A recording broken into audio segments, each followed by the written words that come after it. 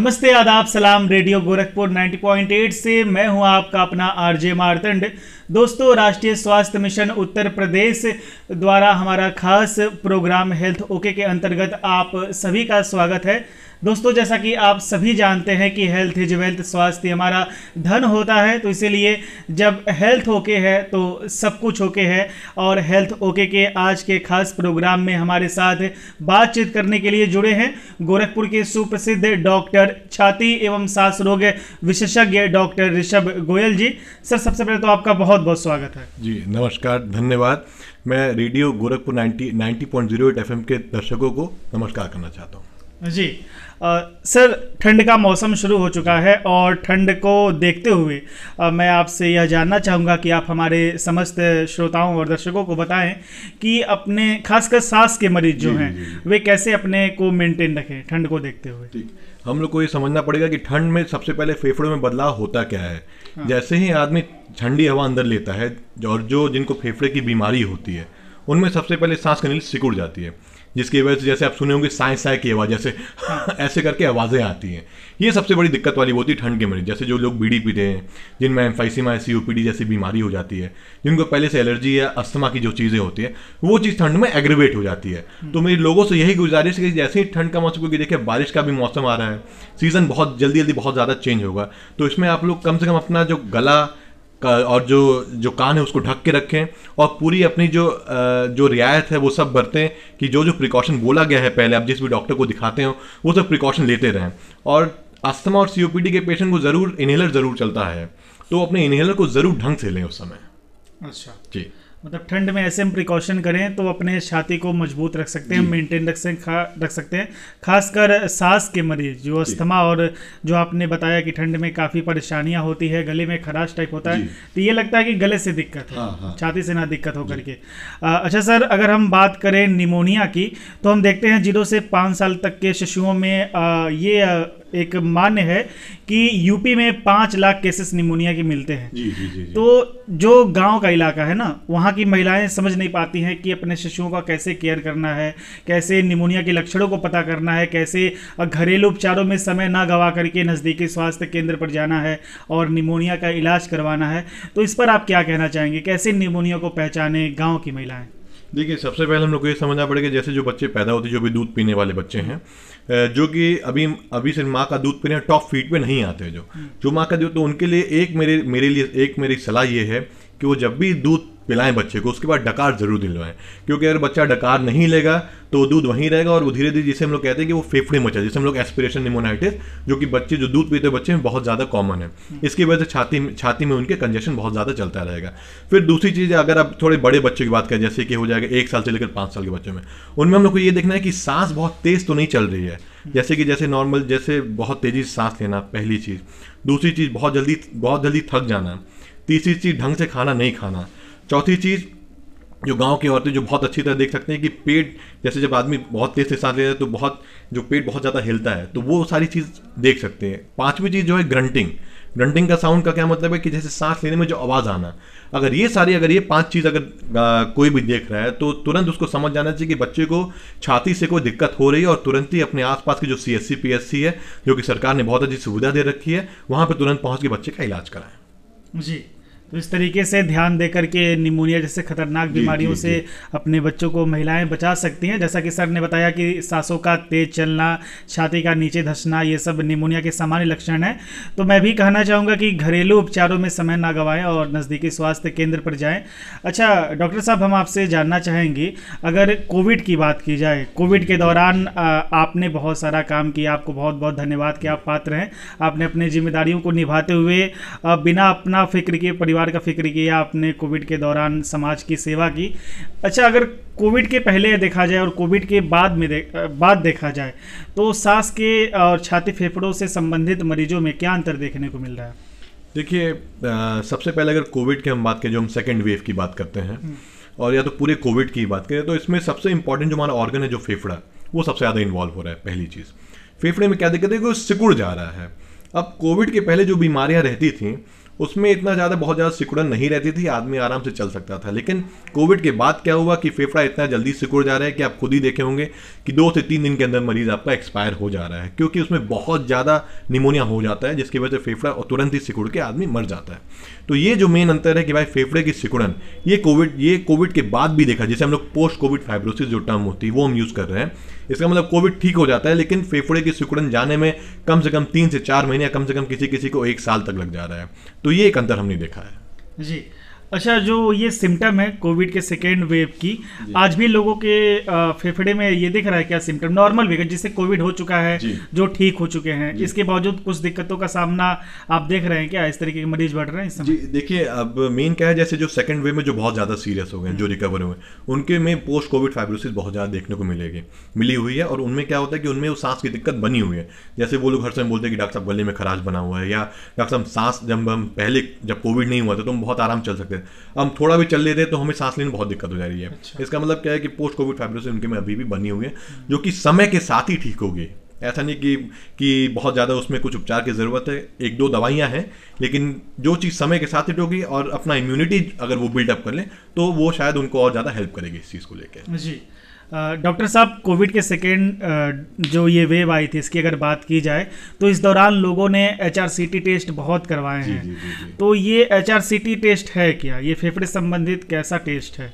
देखिए, क्या होता है कि बहुत लोगों में, सबसे पहले मैं आपको बताऊंगा कि किसी को कोविड का सिम्टम आया तो कहीं भी जाएगा तो उसके लिए RT-PCR टेस्ट बोला जाएगा। RT-PCR टेस्ट कभी कभी क्या हो जाता है कि वो नेगेटिव आ जाता है। अब नेगेटिव आने के बाद आदमी के पास कंफर्मेशन नहीं कि भाई कोविड है कि नहीं है। सेकंड वेव में क्या होगा कि वो फर्स्ट वेव की मैं बात करूँ, फर्स्ट वेव, सेकंड वेव या आगे कुछ भी होगा, तो उसमें हम क्या करें, CT स्कैन करें। CT स्कैन में कोविड का एक टिपिकल पैटर्न होता है, जिसकी वजह से हमको पता चल जाएगा कि भाई कि कोविड है ये। तो उसके बाद उसका इलाज चालू हो जाता है। अगर RT-PCR नेगेटिव भी है और कोविड और अगर CT स्कैन में, HRCT में अगर वो पॉजिटिव भी आ रहा है कि मतलब वो पैटर्न है, तो हम उसका कोविड का इलाज कर सकते हैं। उसमें होता है, उसमें कोरैड स्कोरिंग होती है, कोरैड स्कोरिंग, जिसमें क्या होता है 1 से लेकर 6 तक स्कोरिंग हो, जो कि रेडियोलॉजिस्ट कम्युनिटी ने जो चीज़ बनाई थी। तो उसी स्कोरिंग के बेसिस पे हम लोग काम कर रहे थे कि भाई कि कोरैड 1 है, कोरैड 2 है, कोरैड 3 है, 4 है, 5 है, 6 है। तो इसी पैटर्न पे रिपोर्टिंग भी दी जा रही थी। और HRCT का अगर मैं आपको बहुत एकदम कम शब्दों में अगर बात करूँ या बहुत सरल शब्दों में बात करूँ, तो ये छाती का ऐसा CT स्कैन, जिसे हम लोग हाई रेजोल्यूशन बोलते हैं। हाई रेजोल्यूशन का क्या मतलब है, जिसमें फेफड़े आपके बिल्कुल साफ दिख जाते हैं। जो फेफड़े की बीमारी होती है वो बिल्कुल क्लियर कट आ जाती है, इसमें किसी भी कॉन्ट्रास्ट की कोई ज़रूरत नहीं होती है। ये मतलब HRCT का। HRCT मतलब हाई रेजोल्यूशन CT स्कैन।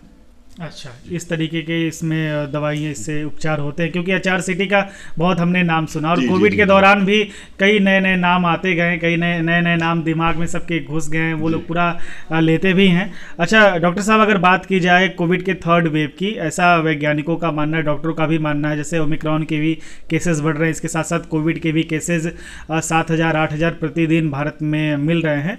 तो थर्ड वेव को देखते हुए आप हमारे दर्शकों से क्या कहना चाहेंगे, दोस्तों से, कि कैसे अपने फेफड़े को मेंटेन करें, सांस को जमाए रखें, कि कोविड के थर्ड वेव का भी मुकाबला वे कर सके? देखिए, सबसे पहली चीज़, अगर जो लोग टीवी नहीं देखते हैं या जिनको बहुत ज़्यादा जानकारी, जैसे मैं गांव वालों की बात करूं, तो उनको डेल्टा ओमिक्रॉन से कोई मतलब नहीं है। उनको बस ये मतलब है कि हमको बुखार हो रहा है, बस ठीक है, वो मेन चीज़ है। तो हम लोग को किसी भी जैसे वेरिएंट से बहुत ज़्यादा डरने की बात नहीं है।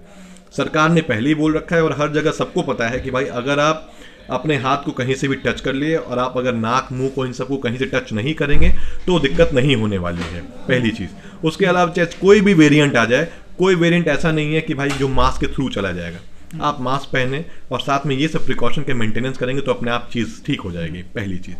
दूसरी चीज़, अगर हम ओमिक्रॉन की बात करें, जो कि बहुत ज़्यादा फैला हुआ है, आप ये समझिए जो सेकंड वेव थी, जो डेल्टा वेरिएंट की वजह से, जिसकी वजह से बहुत ज़्यादा हाहाकार मचा है, हमारे लिए हो सकता है ये अर्ली रिपोर्ट्स हैं कि ओमिक्रॉन हमारे लिए अच्छा हो। क्यों? क्योंकि इसके सिम्टम बहुत ज़्यादा माइल्ड है, और सिम्टम में क्या हो रहा है कि बहुत ज़्यादा शरीर में दर्द हो रहा है, ना इसमें खांसी आ रही है, ना कुछ हो रहा है, ना छाती में कोई इन्वॉल्वमेंट हो रहा है इसमें। अभी ये शुरुआती रिपोर्ट है, बट मैं हर समय ये कहता हूँ कि कोविड फॉलोज नो रूल, मतलब कभी भी कुछ भी हो सकता है। बट अभी जो रिपोर्ट्स आ रही वो यही सुनने में आ रहा है, और जो लिटरेचर पब्लिश हो, जो पढ़ा हमने, उसमें यही पता चला है कि बहुत माइल्डर वेरिएंट होता है जिसमें कोई दिक्कत नहीं है। आगे यही कहा जा रहा है कि ओमिक्रॉन डेल्टा को रिप्लेस कर देगा। अगर ओमिक्रॉन डेल्टा को रिप्लेस कर दिया तो नेचर का फाइट करने का तरीका है कोविड का, मतलब कि आप बिल्कुल माइल्डर वेरिएशन से धीरे धीरे करके चीज़ खत्म हो जाएगी। ये हम कहें तो ये एक ओमिक्रॉन हो सकता है बून हो हमारे लिए, कि भाई चीज़ें ठीक हो जाएंगी धीरे धीरे करके, अगर ओमिक्रॉन पूरा फैल गया और अगर चीज़ें बहुत माइल्ड रही तभी। पहली चीज़। दूसरी चीज़, लोगों के मन में ये भी सवाल आता है कि भाई हम वैक्सीनेटेड हैं लेकिन तब भी हमें डरना चाहिए कि नहीं। मेरी यही गुजारिश है कि एक एग्जांपल देता हूँ कि जैसे अगर क्रिकेटर है वो अपने सारे गार्ड्स लगा के जाता है, तब भी चोट तो लगी जाती है कहीं ना कहीं। भाई आपने देखा है कि भाई कभी चोट लग गई, तो ये सब सिर्फ गार्ड्स हैं। और वैक्सीनेशन कभी 100% नहीं, कभी भी कारगर नहीं होता है, कोई भी चीज़ 100% नहीं होता है, 70 से 80%। तो हमें वैक्सीनेशन के साथ साथ हमें पूरे प्रोटोकॉल भी फॉलो करने हैं जिसकी वजह से हम पूरा बचे रहें। लोग बोले कि हम वैक्सीनेटेड, हमें कोविड हो गया, अरे भाई आपने कोई लापरवाही क्योंकि तभी तो हुआ आपको कोविड। अगर आप पूरा प्रिकॉशन रखें साथ में वैक्सीनेटेड, तो मेरा ये अनुमान है कि शायद आपको कोविड ना हो। ये मेन चीज़ है। बाकी कोविड अनुरूप व्यवहारों का पालन करते हुए, जी, क्योंकि मास्क बहुत कंपलसरी है, ऐसा देखने को मिल रहा है। भीड़ भाड़ वाली जगहों पर लोग जा रहे हैं, आए दिन न्यूज़ भी दिखा रहा है, टीवी में भी दिख रहा है कि मास्क लोगों पहनना भूल चुके हैं। और बहुत हमें अपनाने की ज़रूरत है। तमाम तरह के 7 रोगों से भी बच सकते हैं, कोविड से भी हम अपना बचाव कर सकते हैं। मास्क पहनना, सामाजिक दूरी मेंटेन करना और हाथों को धोते रहना, वरना आप जान से हाथ धो बैठेंगे, ऐसा हो सकता है। मैं आपको एक और चीज़ बताना चाहूँगा कि जो मास्क है वो छाती के मरीजों के लिए एक वरदान है। वाकई बिल्कुल। मतलब आप ये समझिए, पोल्यूशन कभी जिंदगी से खत्म नहीं हो सकता, और ना गाड़ी का धुआं ना कुछ। तो अगर जो भी छाती का मरीज है वो मास्क पहन के बाहर निकले तो होता है बीमारी अपने आप धीरे धीरे करके ही खत्म होगी। जो भी जैसे जो अस्थमा है या COPD या कोई भी चीज़ है, भाई अगर एलर्जेंस नहीं होंगे तो आपको अस्थमा का अटैक बहुत कम पड़ेगा। अगर आप पोल्यूशन में जाएंगे तो COPD बहुत कम होगा। तो ये मास्क मैं अपने मरीजों को खुद बोलता कि ये वरदान है। अगर आप लोग ये पहने रहेंगे तो आपका जो एग्जर्वेशन का रेट है ये बहुत कम हो जाएगा आपके। 4-5 साल पहले की बात की जाए डॉक्टर साहब, तो स्वाइन फ्लू की वजह से लोग मास्क पहनना शुरू कर दिए। फिर लोग भूल गए, फिर कोविड आया तो सबके मुंह पे मास्क लगा ही दिया। अच्छा डॉक्टर साहब, अगर बात की जाए टीबी के मरीजों की, तो बहुत सरकार ने, NHM ने भी, राष्ट्रीय स्वास्थ्य मिशन ने भी बहुत सारे प्रोग्राम किए अवेयरनेस को लेकर के, टीबी को लेकर के। तो अगर 21वीं सदी की 2022 अब आने वाला, इसकी बात की जाए तो आज के 10 साल पहले और अब टीबी के मरीजों में क्या फ़र्क आप देखते हैं, बढ़ रहा है कि घट रहा है? देखिए, टीबी के मरीज़ जो हैं, सबसे पहले मैं ये बताना चाहूँगा कि लोगों को शायद ये पता नहीं है कि सरकार टीबी के मरीजों को इंसेंटिव देती है। इंसेंटिव का क्या मतलब कि अगर आप किसी भी स्वास्थ्य केंद्र में जाके आपको जैसे सिम्टम आ रहा है, बलगम की जांच आपने कराई तो पॉजिटिव है, तो सरकार उनके अकाउंट में हर महीने 500-500 रुपये डालती है। ये बहुत लोग को नहीं पता है। पहली चीज़ तो ये भी एक बहुत फ़ायदा है कि भाई जैसे जो बहुत गरीब है उसके न्यूट्रिशन के लिए सरकार ने ये काम किया है। सरकार ने ये अनाउंस किया था कि 6,000 करोड़ रुपए वो टीबी के लिए देगी। WHO का विजन था 2030 का कि हमें टीबी खत्म कर देना है, लेकिन इंडियन गवर्नमेंट का विजन था 2025, जो बहुत बड़ी चीज है हमारे लिए। भले ही नहीं खत्म होगी लेकिन कोशिश की तरफ जा रहे हैं, इसलिए हमने कहा 2022 आ चुका है और हम लोग बहुत कोशिश कर रहे हैं उसके लिए। अब जैसे पहले क्या होता था कि लोग रजिस्ट्रेशन नहीं कराते थे, हम लोग अब सारे लोग, जैसे मेरे पास भी कोई पेशेंट आ रहे हैं तो हम लोग सीधे उसका रजिस्ट्रेशन कराते हैं। रजिस्ट्रेशन से क्या क्या फायदे हैं? पहली चीज, सरकार ने अब क्या होगा, जैसे उसके मरीज के जो भी कांटेक्ट में आ गया सबकी रिपोर्ट होगी, सबकी बलगम की जांच होगी। पहली चीज, मरीज की खुद CB-0 की जांच होगी। CB-0 की जांच अगर आप प्राइवेट में कराएंगे तो कम से कम 3,000 रुपए की है, तो वो भी आपका पैसा कट जाता है। तो सरकार इसके लिए बहुत ज़्यादा इंसेंटिव दे रही है चीज़ों को लेकर कि भाई आप टीबी का इलाज आप प्रमोट करिए, क्योंकि देखिए टीबी ऐसी बीमारी जो कि बहुत जानलेवा बीमारी है। और अब जो हमारे पास ड्रग रेजिस्टेंट ट्यूबरक्लोसिस आ गया है, मतलब ड्रग रेजिस्टेंट ट्यूबरक्लोसिस, इसमें जो समान दवा है जैसे रिफेम्पिसिन है, जो फर्स्ट लाइन है वो काम ही नहीं कर रही है, सेकंड लाइन दवा पे हमें जाना पड़ रहा है। सेकंड लाइन दवा जब आपकी शुरू होती है तो वो जो कोर्स है वो आपका पहले तो 18 से 24 महीने का चलता, लेकिन अब सरकार के अब कुछ टेस्टिंग की वजह से और अच्छी चीज़ों की वजह से वो कोर्स जो है वो 9 से 12 महीने का भी हो गया, जिसे शॉर्ट कोर्स कहते हैं। तो ये सारे बदलाव आए हैं 10 साल पहले से और अभी तक में बहुत ज़्यादा चीज़ें बदलाव आई हैं। लोग अब ये समझना चालू किए कि टीबी की कोई बीमारी, उससे डरना नहीं है। पहले अगर किसी को होता था कि गांव में टीबी हो गया, भाई हाहाकार मच जाता कि टीबी हो गया, तो इस कारण से। जी, तो बहुत अच्छा डॉक्टर साहब, आपने बहुत ही बेबाक तरीके से सारे प्रश्नों के जवाब दिए, और थर्ड वेव को देखते हुए कोविड को कई सारे रूल्स रेगुलेशन के लिए भी आपने बात की, निमोनिया की बात की, टीबी की बात की। तो बहुत बहुत धन्यवाद हमारे इस खास सेशन प्रोग्राम हेल्थ ओके के अंतर्गत आपका जुड़ने के लिए। मैं आखिरी में बस रेडियो गोरखपुर 90.8 FM के लोगों को नववर्ष की शुभकामनाएं देता हूं। धन्यवाद। हाँ बिल्कुल, नव वर्ष है, नया साल है, तो नए साल में पुराना जो हमारा मास्क है जी, उसे नहीं वो भूलना फिर है, वापस आ जाए। वो करना ही करना है, कोविड अनुरूप व्यवहारों का पालन करना है। लेकिन अब कोविड पुरानी बीमारी हो चुकी है, तो नए साल में आपकी लापरवाही की वजह से ना आए, इसको ज़्यादा ध्यान में रखना है। तो हम दोनों की तरफ से नव वर्ष की बहुत बहुत शुभकामनाएं। तो मिलते हैं हेल्थ होके के नए एपिसोड में किसी नए शख्सियत के साथ। तो ऐसे ही सुनते रहें, देखते रहें रेडियो गोरखपुर 90.8, गुनगुनाओ अपनी धुन। नमस्कार। नमस्कार।